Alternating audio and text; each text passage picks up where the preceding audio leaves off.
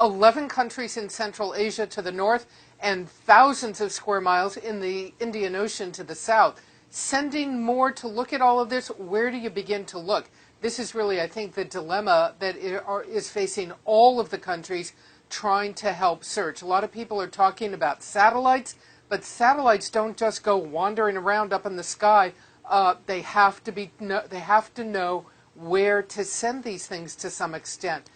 There are Navy ships, there are helicopters, there are aircraft searching, but this is going to be very slow going.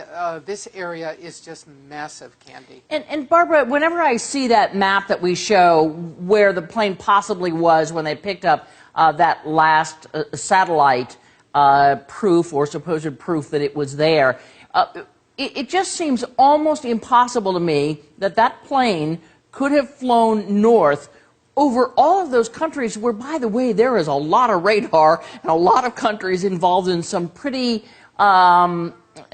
contested territory and not been detected.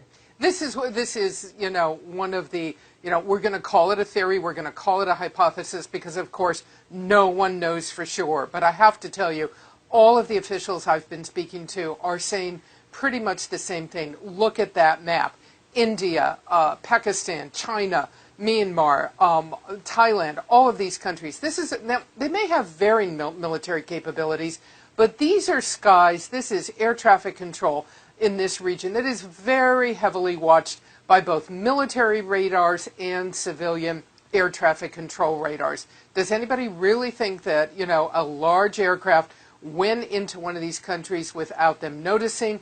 It begins to, sort of defy logic. It is possible. Anything in this terrible tragedy is possible. But the sources I've been talking to are saying they're trying to focus on logic. And to them, that dictates that maybe it probably went into the ocean to the south. They find it very hard to believe that it could have gone into one of these land areas and not been noticed, not picked up by somebody.